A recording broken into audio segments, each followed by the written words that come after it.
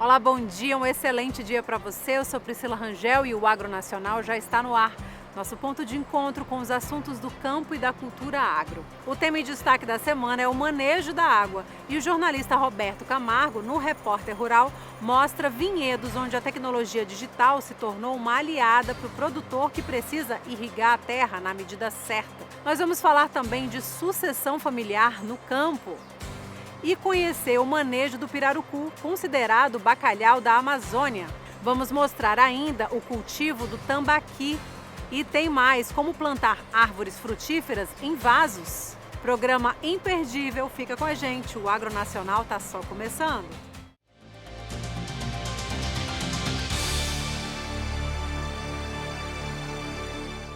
O programa de hoje começa com a técnica inovadora de um produtor no Planalto Central para cultivar uvas. Nos vinhedos, a água é utilizada na quantidade certa. É a irrigação automatizada, como nos mostra agora o jornalista Roberto Camargo, na terceira reportagem da semana do Repórter Rural. A água é essencial para a produção agropecuária, mas o produtor pode usar até mesmo a escassez desse recurso a seu favor. Ele só precisa analisar as características do solo e do clima para escolher uma cultura e um sistema adaptados à disponibilidade de água na região. Um exemplo disso vem do Planalto Central, com uma técnica inovadora que tornou viável o cultivo de uvas para a produção de vinhos finos, uma segunda poda que desloca a produção para outro período do ano. Ela empurra o ciclo da videira para o inverno. Então, em vez de pegar uma época chuvosa, uma época mais quente, a gente pega o inverno com amplitude térmica excelente, mais ou menos uns 15 a 20 graus, e ausência de chuva. Então, a gente consegue produzir uma uva de super qualidade, com uma maturação excelente aqui. O cacho começa a se desenvolver em abril, quando aqui no Planalto Central as chuvas cessam, né? E aí nós temos não só essa questão de chuva, mas nós temos, por exemplo, altitude, que é muito interessante, a nossa altitude média aqui de 1.000 metros, e principalmente a amplitude térmica, que é o fator preponderante para os compostos fenólicos, para se colher uma boa uva para um bom vinho fino. Então nós temos mínimas aqui de 8, 10 graus nesse período de maio até agosto, e esse ano até alongou esse período, né? Máximas de 27, 28, 30. Então de dia, muita luz aqui em Brasília, né? O céu de Brasília, conhecidíssimo, né? Muita luz, a planta realiza muita fotossíntese e à noite ela se resguarda com essa temperatura amena e guarda essas energias para o cacho. Então a gente chega em agosto com a uva praticamente perfeita, muito madura, né? Para se fazer um ótimo vinho fino. Então essa tecnologia mudou tudo. A época que a gente para de ter chuva aqui no Cerrado é a época que a gente vai produzir. Então a gente precisa manter a uva hidratada por um tempo, mas depois a gente corta a água. Porque ela precisa concentrar açúcar, ela precisa não ter essa disponibilidade toda de água.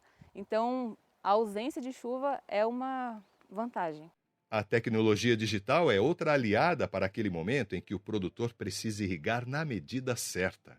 Você é a pessoa que ali com um clique manda a água aqui para o pé, né, da videira. Mas antes de você dar esse clique, então, você tem que ser alimentado por outras pessoas que estão a campo e levantando que tipo de informação? Sim, aqui na Almacena a gente preza muito pela tecnologia, né? E agregar quanto mais tecnologia possível para ajudar, né? No campo, no manejo do campo. Então a irrigação aqui é automatizada, 100% automatizada no acionamento, né? A gente está automatizando essa parte de campo ainda, né? De medição de umidade do solo, mas a gente consegue facilmente automatizar quanto tempo de rega cada setor, porque a gente tem aqui 4 setores de irrigação, então a gente consegue quantos em cada setor vai ter de água. E por esse sistema ser muito inteligente, muito preciso em água, a gente tem uma uniformidade de distribuição de água, né? Então todo o solo, todo o setor tem a mesma quantidade de água por milímetro, por metro. Então a gente consegue aproveitar muito bem esse recurso e a gente conecta isso com a internet também. A gente consegue daqui ou de Brasília ou de qualquer outro local irrigar ou não. Então a gente tem esse controle muito bem de quando está sendo irrigado ou não. E a gente vai partir para essa segunda fase de controlar mesmo a parte hídrica, né? De medição em solo mesmo, né? Fazer o manejo da água na propriedade é mais simples do que parece. Depois de conhecer as necessidades das plantas e a condição do solo, é só colocar a água na medida e no lugar certo. Tá aí, garantia de rendimento, qualidade do produto e baixo custo de produção. Tudo isso em harmonia com a preservação do meio ambiente. Primeiro é importante ressaltar que esses vinhedos aqui estão sendo instalados em áreas de uma propriedade, de um produtor rural, geralmente preteridas pelo próprio produtor. São aquelas fundo de fazenda, ou é pedra, ou o produtor tem ali um pastinho mal cuidado, e hoje está sendo a área mais valorizada da propriedade, porque está se produzindo vinhos de qualidade, né? E isso agrega muito valor àquela área que era preterida. Mas principalmente na questão da irrigação, há uma diferença gigante, por exemplo, para culturas irrigadas, né, por pivô central ou por outras formas de irrigação, outros sistemas de irrigação, até para as culturas anuais, porque primeiro a gente usa a tecnologia israelense por gotejamento, né, sistema por gotejamento, e gasta-se pouquíssima água nesse sistema, né? E a videira por si só também, ela é pouco exigente em água, pelo contrário, até ela prefere que tenha menos umidade do que principalmente no período da maturação. Então nós irrigamos aqui quando cessam as chuvas, que é abril, maio, até junho, né? Só nesse período, uns 60, 70 dias, né? E aí a gente corta a irrigação, né? E só voltamos a irrigar em setembro e outubro. Então, e por gotejamento, então, que gasta pouquíssima água por hectare. Então, de fato, a nível de sustentabilidade, é muito interessante essa cultura. A tecnologia agropecuária avança cada vez mais. O que não falta é inovação e novos recursos. Mas o grande desafio para o produtor rural hoje, Priscila, é adaptar as suas práticas agrícolas para consumir cada vez menos água e garantir que a sua atividade seja realmente sustentável.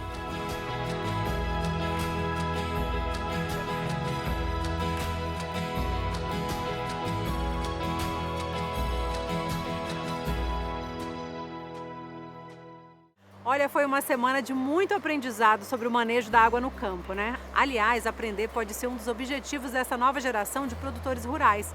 Jovens que vão estudar nas cidades e voltam para o campo com técnicas para aumentar a produtividade e ajudar as famílias.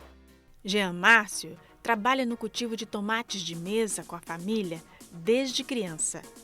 Eles vivem em Cajuri, município que pertence à região das Matas de Minas Gerais.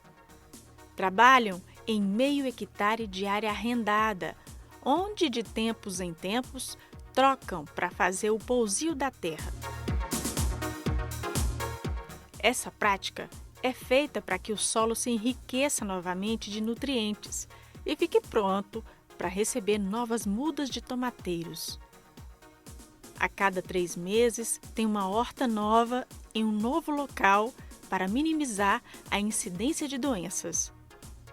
Eles compram as sementes e passam para um viveiro especializado em produzir suas mudas. Além do tomate, a família Barros ainda planta feijão e milho. Eles vendem parte da produção para compradores locais e fazem revendas. E a outra parte é comercializada com a CEAGESP. Jean gostava de jogar bola. Esse era um dos seus sonhos. E se mostrou habilidoso com a bola. Foram 2 momentos, né? Um quando eu parei de jogar bola e falei, eu vou estudar, e eu não consegui passar no Enem. Aí acabei o 3º ano e não consegui passar no Enem.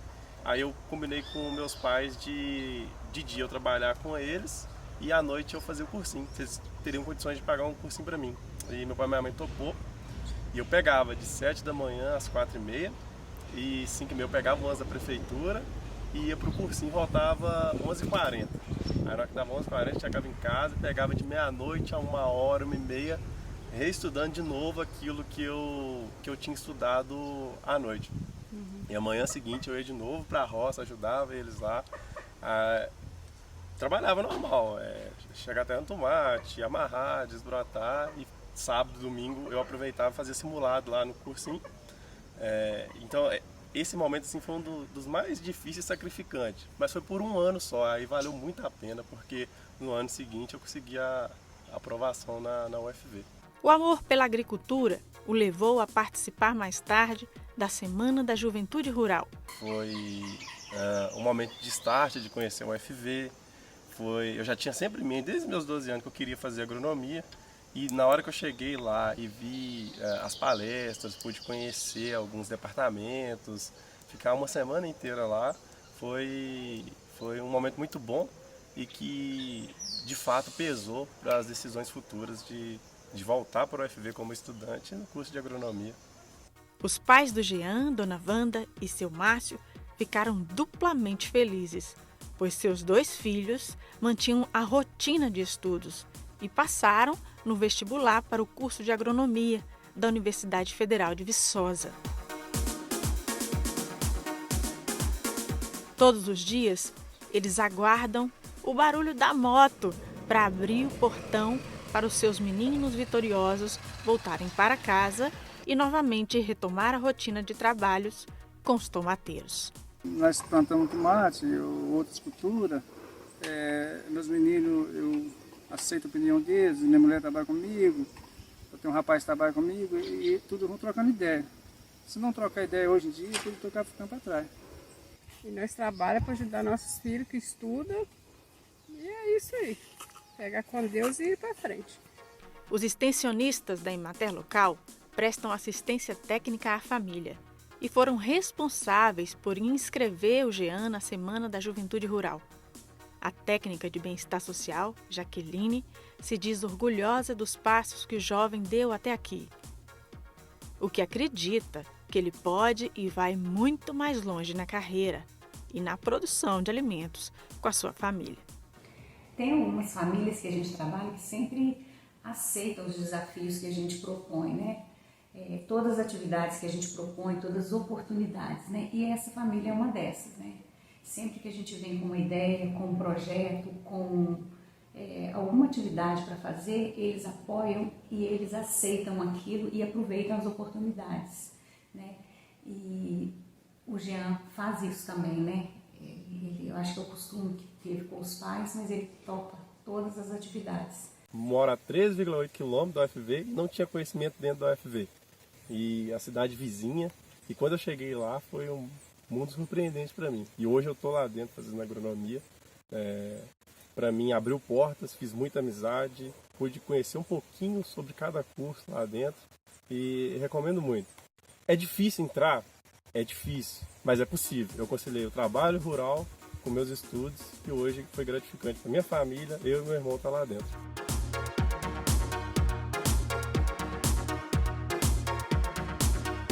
Agora a gente faz um rápido intervalo, mas no próximo bloco você acompanha como é feito o manejo do pirarucu. Você vai ver ainda o cultivo do tambaqui e as orientações para plantar árvores frutíferas em vasos. Fica com a gente, nós voltamos já.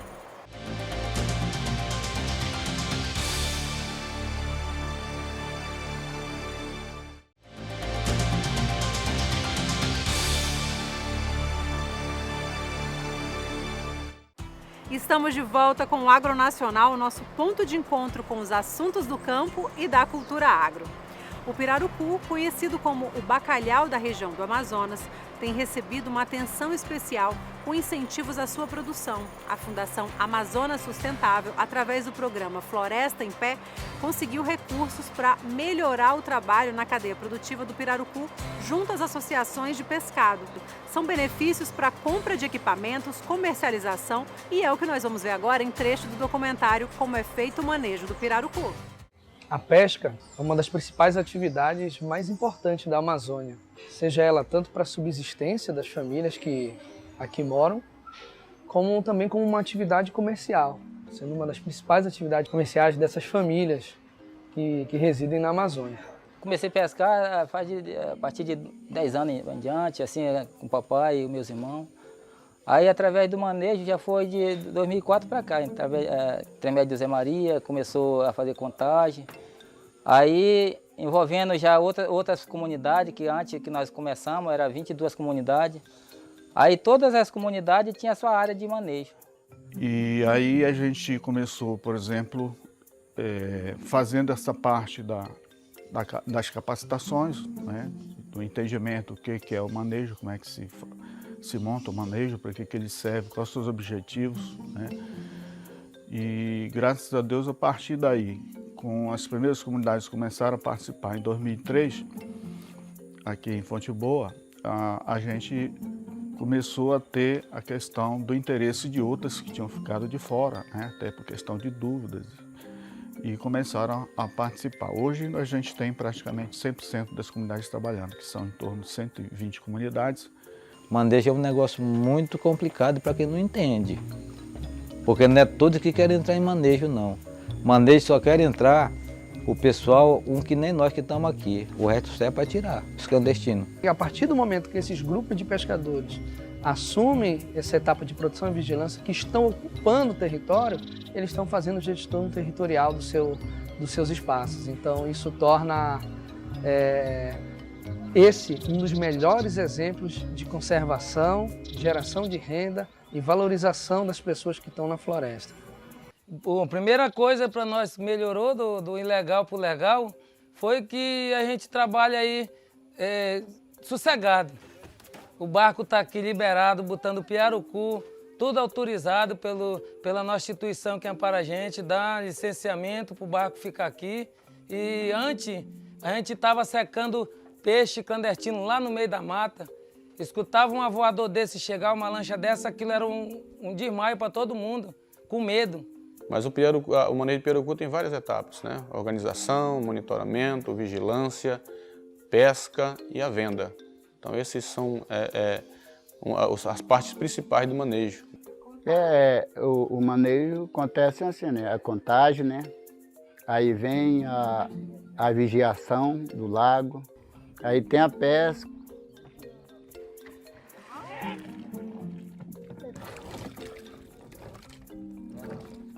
Depois da pesca, né, tem abastecimento aí de tirar o bucho, de cuidar o peixe, né, da gela que tem o barco para gelar. Para mim a FAI foi uma excelente ajudador para nós, que hoje nós temos aqui, de primeiro nós vinha para cá vigiar, morava dentro da canoa, no meio, né, não tinha onde nós morar. E hoje nós temos esse flutuante. Tem hoje o barco que nós encosta aqui, vem de lá, nós viemos nas canoinhas, né, de lá para cá para o lago. A negociação ela acontece antes da captura, né? E aí quando vai acontecer a captura já é o momento quase final do processo todo do manejo, né? Que é o momento onde toda a comunidade também se envolve, todo mundo está envolvido ali. O manejo do pirarucu é importante tanto para as comunidades na questão econômica e social, mas também pela questão ambiental, porque através do manejo se mantém a questão da recuperação dos estoques, onde estavam já com problema de sobrepesca, né? E com isso, esses estoques se mantendo, as comunidades capturam todos os anos, né, dentro dos limites sustentáveis, e que vem gerando renda importantíssimo para todos aqueles que estão envolvidos. Nós trabalhávamos clandestino aqui, na época do clandestino a gente trabalhava aqui, até roupa tinha pouco para usar. Casa coberta de palha, cercado de esteira também de palha, que é daquela palheira, né, que a gente chama esteira. Tudo nós passava essa dificuldade aqui. Ultimamente, a gente vem dando um apoio voltado para a questão das feiras. Essas feiras, o que é o objetivo dessas feiras? O objetivo principal dessas feiras, eu entendo que não é a comercialização, mas o objetivo principal é divulgar o produto, divulgar o trabalho desses manejadores que eles vêm fazendo ao longo dos anos dentro dessas unidades de conservação, que ao longo vem esquecido. Então, quando esse produtor, quando esse pescador, manejador chega aqui em Manaus e ele consegue conversar diretamente com o consumidor final, ele conta a história de como é feito o manejo, aí sim, esse produto está sendo agregado em valor, tá? Porque não está se vendendo um pirarucu, 1 quilo de pirarucu qualquer. Tu está se vendendo uma história, tu está se vendendo um trabalho de conservação e manutenção da biodiversidade dentro dessas unidades de conservação. Porque a gente tá com plano de cuidar melhor, preservar melhor, porque daqui em 5 anos a gente o nosso plano é pegar aquele Sindadaf, né? Que é para daqui 5 anos o nosso peixe não ficar nem em Manaus, nós levar para o Japão para vender por dólar. Beleza? É impossível não, né? Fica o nosso agradecimento à Fundação Amazonas Sustentável, que nos cedeu gentilmente o trecho do documentário que foram exibidos por toda essa semana aqui no Agro Nacional. E olha, a natureza produz essas riquezas que se tornam maiores nas mãos de quem entende de projetos. É o caso dos que constroem tanques com planejamento para receber tambaquis e melhorar a criação. É o que a gente confere agora.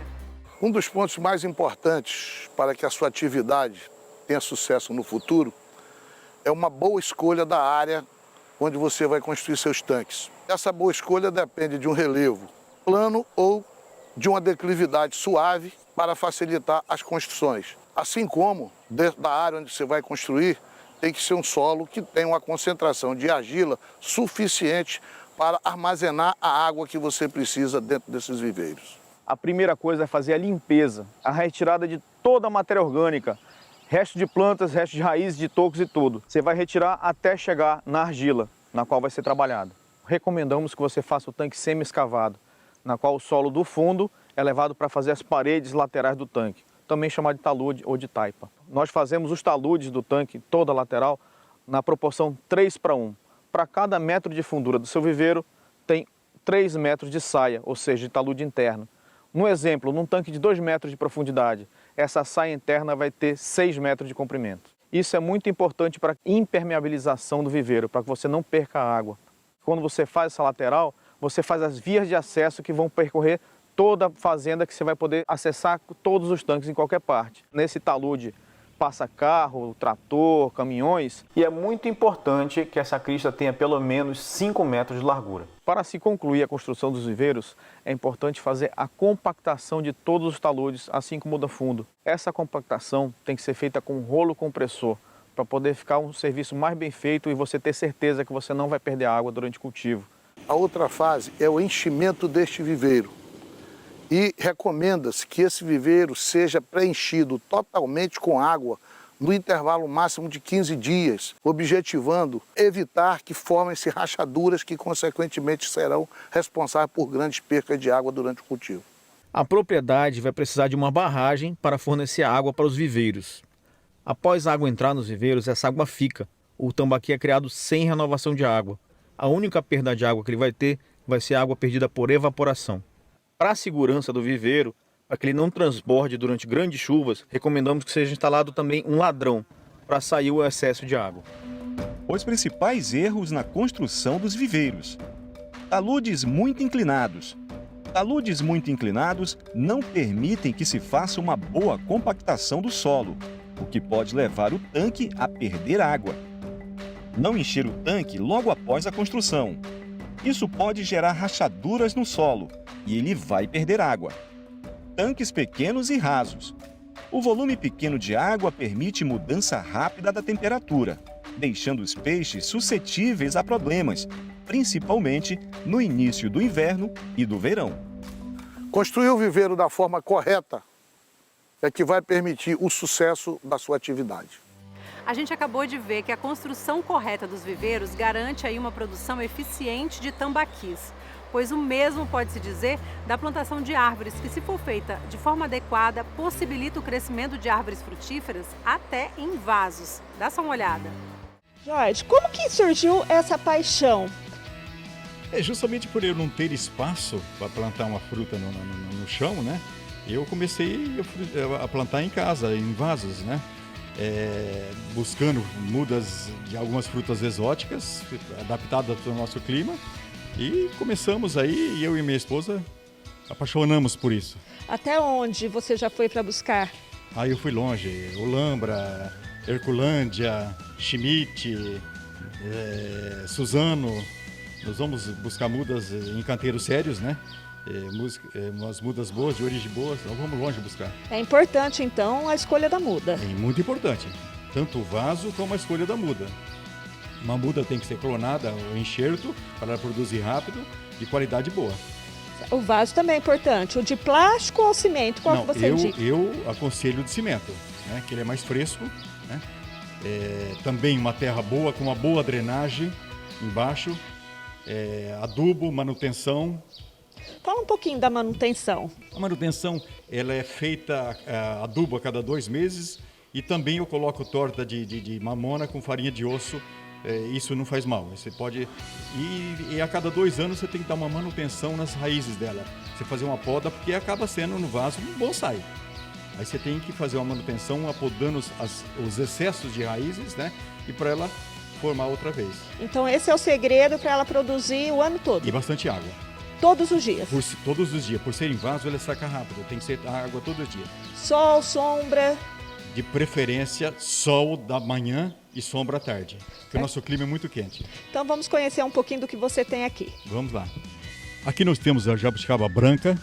Inclusive ela está no vaso maior, porque as raízes dela são maiores. É uma jabuticaba branca, ela é doce como a sabará. Só que ela em vez de ela ficar preta, ela vai ficar, quando ela amadurece, ela fica branca. É bem exótica essa. A laranja quincan, que é a laranja japonesa, que a gente come com casca e tudo, essa produz o ano todo. Aqui nós temos o pêssego. O pêssego é uma fruta do clima mais fresco, mais frio, né? Mas ele consegue produzir aqui também. É o 2º ano que ele está produzindo. Esse daqui é a mora do Paquistão, é uma fruta bastante exótica, difícil de se encontrar, é muito rara. Você pode ver que ela é muito doce, a fruta dela é bem diferente da mora nativa. O limão galego também é bastante comum, o limão galego. No vaso ele vai muito bem, é o 4º ano que já está produzindo, ele carrega sempre. Com bastante carga. Também você não pode, se for com muito excesso de fruta, você tem que ir abortando um pouquinho das frutas, para senão ele mata a planta, né? Outra planta também que é bastante comum e é fácil de produzir é a siriguela. A siriguela não precisa de enxerto. Se você cortar um galho e plantar, ela vai produzir rapidinho, sabe? E aqui está a siriguela doce. Esse é o abacate. O abacate para mim foi um desafio, plantar ele no vaso, e o ano passado ele produziu. Conseguimos tirar 3 frutas deles. Aqui nós temos o limão imperial. O limão imperial ele é semelhante ao limão cravo. A fruta dele também, ele é listrada igual a planta. Outro desafio nosso foi a planta da maçã. Essa maçã que ela é adaptada para o nosso clima mais quente, né? Mas produz. Essa maçã já é o 5º ano que ela está produzindo. Ela também tem que ser sol de manhã, com bastante água. E aí, como vocês estão vendo, o fruto é delicioso, muito fácil para produzir em vasos também. Jorge, fora esses, tem ainda cajamanga, pêssego? Pera, goiaba gigante, nectarina, eu tenho a carambola mel, o camo-camo, o caqui, a cerola doce, a cereja do Joinville. São plantas que você pode produzir em vasos, no chão, que ela produz normalmente. E por hoje o programa fica por aqui, mas já temos nosso encontro marcado, porque o Mundo Agro passa pela tela da TV Brasil. Eu sou Priscila Rangel e desejo a você um excelente dia. Tchauzinho!